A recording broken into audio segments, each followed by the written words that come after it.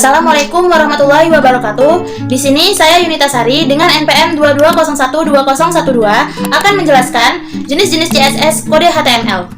Apa sih itu CSS? CSS adalah bahasa yang digunakan untuk mendesain tampilan dan tata letak halaman web. Dengan CSS, kita dapat mengatur gaya elemen HTML seperti warna, ukuran font, tata letak, dan ruang di antara elemen. CSS ini membuat konten HTML lebih menarik dan mudah dibaca, serta memisahkan desain dari struktur yang memudahkan pengelolaan dan pembaharuan tampilan. CSS itu ada 3 jenis. Yang pertama ada inline CSS, yang kedua ada internal CSS, dan yang ketiga adalah external CSS. Jadi di sini saya udah ada kode, di mana di sini ada kode inline, internal, dan juga eksternal. Pertama-tama kita masuk ke inline CSS, ya, dimana di sini saya menyimpannya dengan inline.html. Jadi apa sih itu inline CSS? Inline ditulis langsung pada elemen HTML melalui atribut style. Jadi inline ini dia tuh langsung ditulis di HTML dengan atribut style. Nah dia tuh contohnya tuh di sini, dia tuh ada ini style kan, teksnya tuh dengan color, ya kan, tulisannya galeri gambar zigzag gitu ya. Kemudian di sini ada stylenya, ada posisi dari gambar zigzag. Kemudian di sini ada lagi style, position daripada gambar gitu kan. Jadi dia tuh langsung gitu.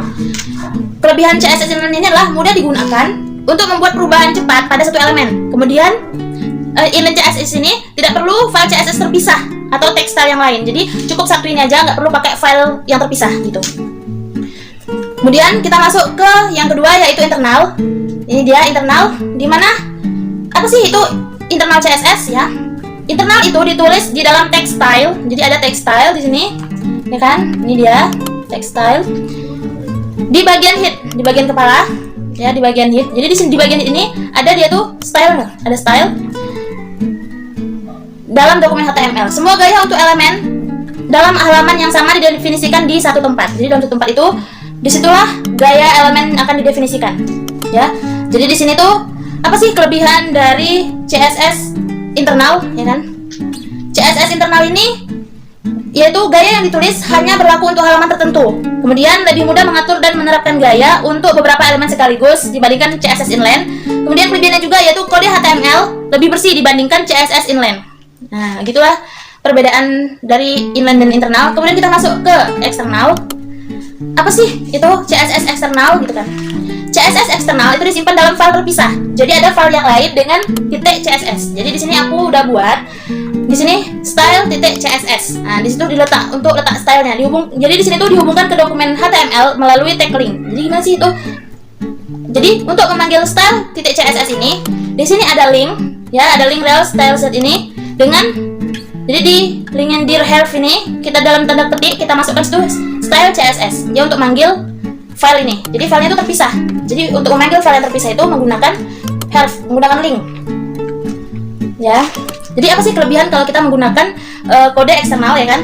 File eksternal ini dapat digunakan di banyak halaman sehingga lebih efisien dan lebih hemat waktu. Kemudian kode HTML ini menjadi lebih bersih karena aturan gaya dipisahkan dari struktur HTML. Kemudian pemeliharaan lebih mudah. Perubahan pada file CSS eksternal akan mempengaruhi semua halaman yang menghubungkannya.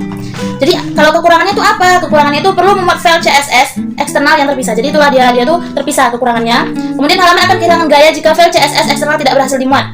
Jadi kalau misalnya filenya itu nggak berhasil dimuat, file CSS ini nggak berhasil dimuat, maka dia itu nggak akan berhasil untuk dimuat gitu. Kemudian kita masuk ke penjelasan kode, akan menampilkan gambar zigzag gitu kan di halaman web. Jadi di sini ada doc tipe HTML, ya, dimana doc tipe HTML ini yaitu mendefinisikan tipe dokumen sebagai HTML5. Kemudian di sini ada HTML lang itu n mendefinisikan bahwa dokumen sebagai bahasa Inggris. Jadi dengan ada n ini, n tuh di dalam petik itu artinya Inggris. Kemudian di sini ada meta subject itu UTF-8 itu menentukan karakter encoding sebagai UTF-8 yang mencakup hampir semua karakter dalam berbagai bahasa. Kemudian kita di sini masuk ke yang meta name ini, ke sini itu memungkinkan halaman web menjadi responsif terhadap berbagai perangkat, mengatur skala awal menjadi 1, ya kan? Kemudian di sini ada yang seperti dijelaskan tadi, ada link rel style set health, ya kan? Di sini kita untuk memanggil link style CSS ini tadi kita taruh di sini. Misalnya kalau kita salah letakkan linknya ini, maka stylenya nggak akan sesuai sama style CSS, ya. Kemudian di sini ada head bagian kepala, di sini juga ada bagian body, yaitu H1 dengan heading 1 galeri gambar zigzag. Ya kan? Jadi kalau body ini adalah yang ditampilkan di halaman web. Jadi konten yang akan ditampilkan di halaman web itu yaitu di dalam bagian body. Kemudian kita masuk di sini ke bagian body, yaitu di situ ada tulisan H1 galeri gambar zigzag, di mana menampilkan teks galeri gambar zigzag sebagai judul utama atau heading dengan gaya heading level 1. Sebelumnya udah dijelaskan bahwasanya heading itu ada 6 level. Heading 1 yang paling tinggi dan semakin ke bawah maka headingnya semakin kecil. Kemudian di sini ada div class container, yaitu membungkus semua gambar dalam sebuah div dengan class container. Jadi nanti ini akan jadi satu gambar div class container yang digunakan untuk mengatur posisi dan tata letak seluruh gambar. Jadi nanti gimana sih tata letaknya gitu kan. Kemudian di sini ada img search, ya kan. Dia di sini adalah saya tulis ini memeng 1. Ya, ini adalah gambar yang udah saya simpen. Di sini ada file. Filenya ini saya buat namanya perbedaan 3 jenis CSS. Ya, jadi gambar-gambar itu harus satu file. Sama kayak eksternal tadi, inline, internal. Jadi pada saat dicari, nah gambarnya itu dia satu file. Jadi ada memeng 1, memeng 2, memeng 3, memeng 4 dan memeng 5. Udah. Jadi di sini saya pakai memeng 1 JPG. Jadi jangan salah, jangan kalau emang dia tuh NPG atau apa ya. Di sini saya JPG. Jadi situasinya LT gambar 1 kelas IMG 1. Menambahkan gambar dengan sumber memeng JPG dan teks alternatif gambar 1. Jadi apabila nanti kalau misalnya ini gagal di mod nih, memeng 1 nggak ada di file yang udah kita buat tadi, maka yang akan tampil itu tulisan gambar 1 gitu. Jadi kita masuk ke style CSS, gimana nanti fotonya itu mau diterapkan bentuknya gimana ya kan stylenya. Di sini ada text length center, ini itu mengatur teks judul agar berada di tengah. Nanti judulnya itu bisa dia tuh terletak di tengah. Apa tadi judulnya? Galeri gambar zigzag. Nanti tulisan galeri gambar zigzag dia itu akan terletak di tengah. Kemudian kita lagi lihat gimana stylenya dengan color, dengan warna, yaitu ini color warnanya ini apa nih? 00796D, yaitu mengatur warna teks menjadi hijau kebiruan. Kemudian di sini ada container, ya kan? Position relatif itu membuat div container sebagai titik referensi untuk posisi gambar-gambar di dalamnya. Kemudian di sini ada height 300 px, yaitu mengatur tinggi div container menjadi 300 pixel. Kemudian di sini ada mengatur lebar div agar memenuhi lebar halaman. Kemudian ada display flags, menggunakan flag box untuk mengatur tata letak elemen di dalam kontainer. Kemudian di sini ada justify content center, itu menempatkan elemen-elemen di tengah secara horizontal. Kemudian di sini ada item center, menempatkan elemen di tengah secara vertikal. Kemudian di sini ada flag wrap, yaitu memungkinkan elemen-elemen untuk berpindah ke baris baru jika diperlukan. Kemudian di sini kita masuk ke IMG1. IMG1 tadi itu memeng 1 kan?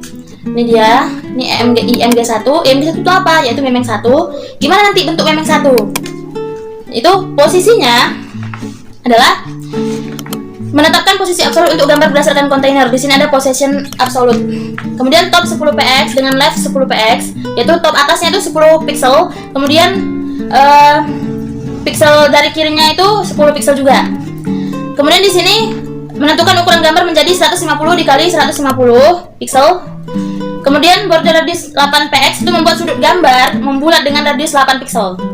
Kemudian kita masuk nih ke IMG 2, IMG 3, IMG 4, 5 ya kan.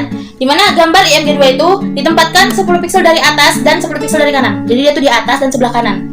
Ya kalian bisa lihat sendiri. Kemudian gambar yang kedua nanti ketiga itu gambar ditempatkan di tengah secara horizontal. Jadi ketiga dia tuh di tengah. Kemudian yang keempat nanti gambarnya ada di sebelah kiri ya. 10 pixel dari bawah dan 20 pixel dari kiri. Kemudian kalau yang kelima itu gambar ditempatkan di bagian bawah kanan. Bagian bawah kanannya itu jaraknya 10 pixel dari bawah dan 20 pixel dari kanan. Contohnya seperti ini. Jadi di sini udah saya ganti menjadi memeng 1, memeng 2 yang satu file dengan eksternal juga. Jadi di sini kita ke file. Ini di sini eksternal dan juga udah ada style.css-nya. Kita klik 2 kali. Saya menggunakan Opera ya, teman-teman. Nah, di sini dia. Di sini tadi dibilang galeri gambar zigzagnya di tengah. Nih. Kita buat kecil kan.